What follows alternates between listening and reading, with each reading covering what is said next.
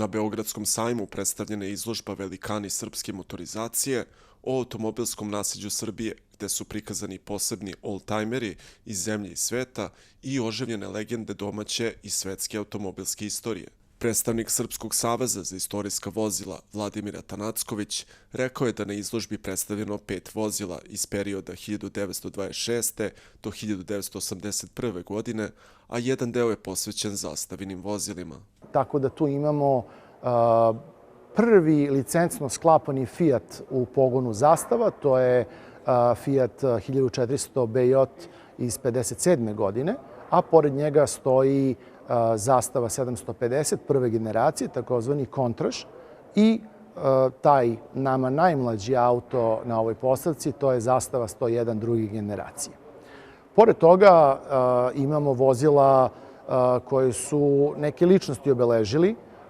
Pre svega tu je Cadillac iz 57. koji je Josip Broz Tito koristio kada je bio u službenoj poseti Crnoj Gori i posetio tom prilikom i Albaniju.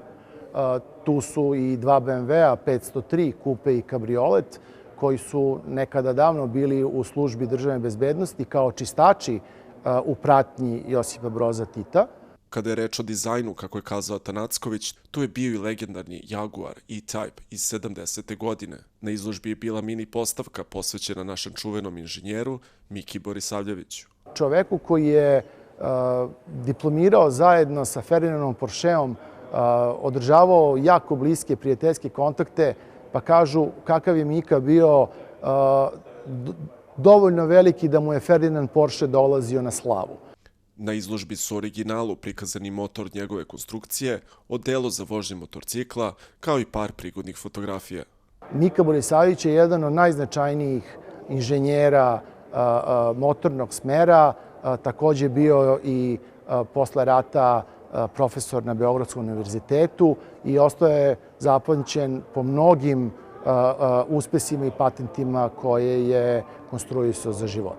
Po rečima Atanackovića, na izložbi su prikazane 4 projekcije kultnih srpskih filmova, a za svaki od njih bili su obezbeđeni i originalni filmski auto ili replika automobila koji mu odgovara. Tako da ćemo imati repliku automobila Zastava 750 iz filma Nacionalna klasa. Imaćemo jedno originalno vozilo iz filma Maratonci trče počasni krug, to je Morris Minor Pickup.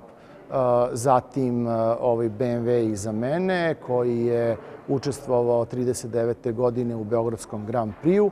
A tu je i kao četvrti film legendarni Beogradski fantom koji nas vraća u jednu legendu, urbanu legendu ovoga grada, a mi smo obezbedili filmski auto Porsche 911.